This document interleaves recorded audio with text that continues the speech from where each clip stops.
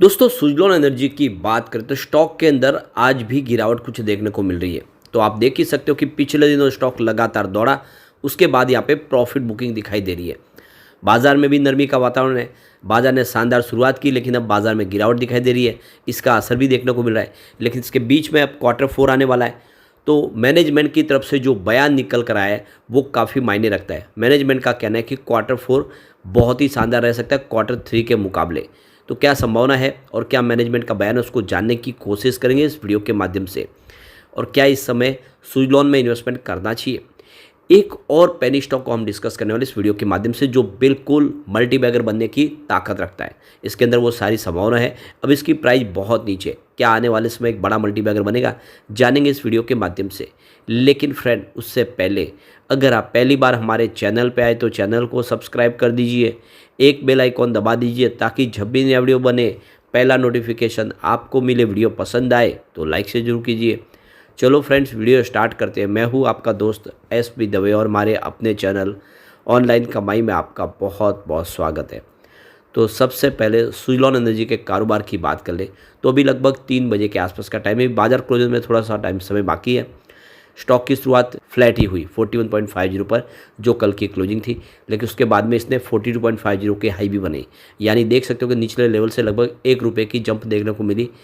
परंतु जैसे कि बाजार ने करवट बदली, बाजार भी नीचे आया ऊपर के लेवल से, तो इसी हिसाब से ये स्टॉक भी दबाव में आ गया और इसने 40.80 का लो बनाया। इस समय 40.90 के आसपास है, जहाँ पे 1.45% की गिरावट है। हो सकता है गिरावट थोड़ी सी और बढ़े। तो बिल्कुल बाजार में ऊपर के लेवल से 400-500 पॉइंट की गिरावट भी हुई है, ये भी हमें देखना है। और वैसे पिछले कुछ दिनों से स्टॉक ऑलरेडी दबाव में आ चुका है बड़ी तेज़ी के बाद। तो आप देख ही सकते हो कि 2 अप्रैल को स्टॉक 42.50 के आसपास था, जहाँ पे 2.8% की तेज़ी बनी। 3 अप्रैल की बात करें तो 43.50 के आसपास स्टॉक आ गया, जहाँ पे 2.4% की फिर से तेज़ी बनी। लेकिन 4 अप्रैल से ये प्रॉफिट बुकिंग की चपेट में आ गया और आप देख सकते हो कि 1.3% की गिरावट के साथ में 42.95 के आसपास आए। फिर 5 अप्रैल की बात करें तो क्लोजिंग 42.65 के आसपास थी, जहाँ पे 0.7% की गिरावट हुई। और 8 अप्रैल की बात कर ले तो क्लोजिंग 41.50 के आसपास थी, जहाँ पे 2.7% की गिरावट हुई। अब इसमें अच्छी बात यह है कि फिलहाल अपर सर्किट और लोअर सर्किट नहीं लग रहे, जिससे लग रहा है कि एएसएम लिस्ट स्टेज 4 से बाहर आ सकता है। अब जैसे कि क्वार्टर फोर आने वाला है, तो जो मैनेजमेंट का बयान निकल कर आया है कि इस बार क्वार्टर फोर बहुत बेहतर रह सकता है।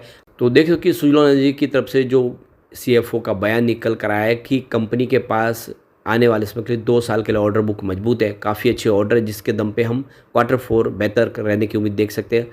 तो देखो कि मैनेजमेंट की तरफ से कहा गया है कि मार्च क्वार्टर बहुत ही बेहतर रह सकता है। और विंड टर्बाइन के जो देखो कि क्वार्टरली नेट प्रॉफिट में 160% का जंप पिछली बार देखने को मिला था अक्टूबर दिसंबर के दरमियान, इससे बेहतर उम्मीद की जा रही है क्वार्टर फोर की।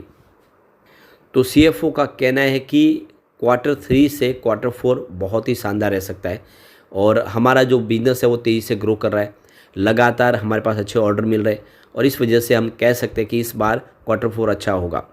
फिलहाल ऑर्डर बुक की बात करें तो 3157 मेगावाट के आसपास की ऑर्डर बुक है। बहुत सारे ऑर्डर जो पाइपलाइन में आने वाले इसमें कंप्लीट होंगे और बहुत सारे ऑर्डर और भी मिलने बाकी है।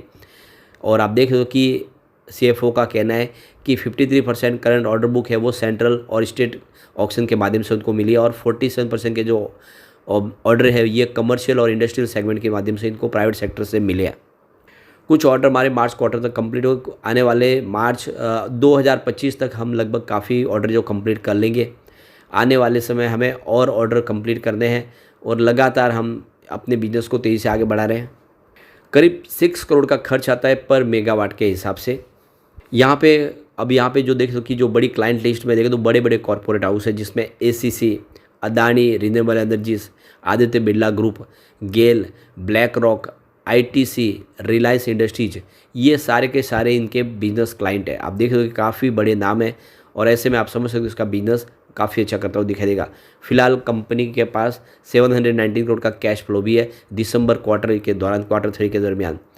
तो ये समझ सकते हो मार्च 2023 में जो इनके पास जो टोटल डेट था वो 1180 करोड़ था, उसकी जगह पे अब 719 करोड़ का इनके पास कैश फ्लो है और इस बार कैश फ्लो और बढ़ता हुआ दिखाई देगा।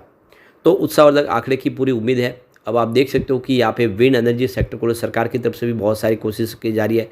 मैन्युफैक्चरिंग की कैपेसिटी को बढ़ाने के लिए सरकार बहुत सारे फैसले ले रही है। आप देखो कि पूरे वर्ल्ड के अंदर चौथी सबसे बड़ी विंड टर्बाइन इंडस्ट्रीज इंडिया के अंदर है। तो गवर्नमेंट इस समय प्राइवेट सेक्टर को भी बहुत ज़्यादा प्रमोट कर रहे हैं, उनके लिए इंसेंटिव दे रहे हैं, सब्सिडीज़ प्रोवाइड की जा रही है ताकि ज़्यादा से ज़्यादा इस सेक्टर में लोग आने वाले समय निवेश करें। सरकार ने यहाँ पे देखो विंड एनर्जी परचेस ऑब्लिगेशन भी लाया, यानी विंड आरपीओ जो आप देखें तो ये 2030 तक के लिए लागू है, उसका फ़ायदा भी देखने को मिलेगा। इसके अलावा इंटर स्टेट ट्रांसमिशन जो चार्ज है उसको भी वेवर कर दिया गया है और आप देख सकते 30 जून 2025 तक के लिए अब किसी प्रकार का सोलर और विंड पावर प्रोजेक्ट के ऊपर चार्ज नहीं लगेगा। तो सरकार की कोशिश जारी है, इसका असर देखने को मिलेगा। यहाँ पे अगर हम शेयर होल्डिंग पैटर्न की बात करें तो देखो कि प्रमोटर की होल्डिंग इस समय 13.29% के आसपास है, जो देख सको कि जून 2023 में 14.50% के आसपास थी। तो प्रमोटर की होल्डिंग कुछ ट्रिम जरूर हुई है, लेकिन आपको ये भी ध्यान रखना है कि जून 2023 में 80.77% के शेयर गिरवी भी रखे हुए थे, वो सारे गिरवी शेयर छुड़ा लिए गए। तो ये एक तरह से चिंता मुक्त हो गए प्रमोटर, आने वाले समय होल्डिंग जरूर बढ़ेगी। ये सबसे बड़ा जो माइनस पॉइंट है जरूर है, लेकिन जिस तरह से गिरवी शेयरों को छुड़ाया गया ये एक पॉजिटिव पहल है। आने वाले समय हम देख सकते हैं कि प्रमोटर की होल्डिंग भी बढ़ती हुई दिखाई देगी। सबसे जो बड़ी बात है इसकी जो पेयर कंपनियां उनकी प्राइस आप देखेंगे तो आपको पता चलेगा ये वाकई में बहुत अंडर वैल्यू स्टॉक है। सीमेंस जिसकी प्राइस 5626 की है, एबीबी इंडिया जिसकी प्राइस 6573 है, हेवल्स इंडिया जिसकी प्राइस 1515 के आसपास है, सीजी पावर है इसकी प्राइस 501 के आसपास है। इस लिस्ट में सुजलॉन 41 में है, हिटाची एनर्जी जिसकी प्राइस 7750 की है, अपार इंडस्ट्रीज जिसकी प्राइस 7250 की है।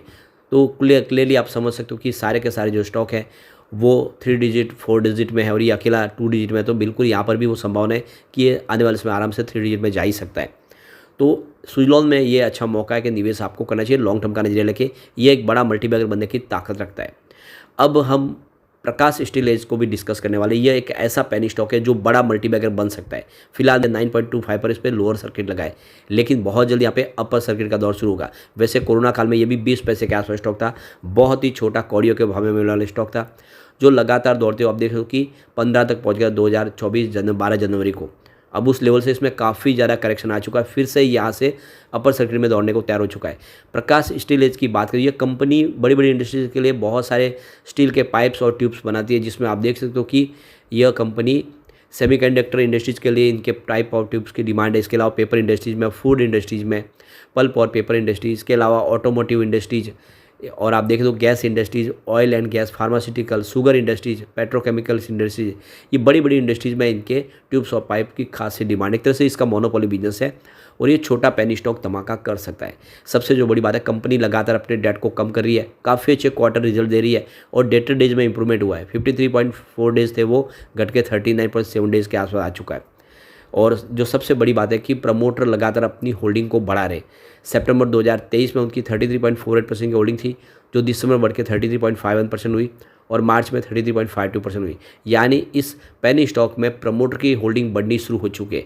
इसके अलावा एफआई ने भी मार्च 2024 में फ्रेश इन्वेस्टमेंट शुरू कर दिया, यानी 0.08% की होल्डिंग एफआई ने ले ली है। यानी एफआई की राडा पे स्टॉक आ चुका है और जो पहले एफआई बिल्कुल यहाँ पे निवेश नहीं करते, अब उन्होंने मार्च क्वार्टर के दौरान निवेश कर लिया है, यानी ये अपर सर्किट में बहुत ऊपर जाने को तैयार है। फिलहाल जनरल पब्लिक के पास 66.40% के शेयर है। तो कुल मिला के यहाँ पे निवेश का मौका बनता है। ये पेनी स्टॉक लगातार दौड़ते हुए बड़ा मल्टीबैगर रिटर्न दे सकता है आपको। लेकिन फ्रेंड, कोई भी इन्वेस्टमेंट करने से पहले अपने फाइनेंशियल एडवाइजर से बड़े ले या अपना खुद का रिसर्च करें, क्योंकि मैंने वीडियो आपके एजुकेशनल पर्पज़ के लिए ही बनाया। वीडियो पसंद आए तो लाइक से जरूर कीजिए और चैनल को सब्सक्राइब कर दीजिए। Thank you friend.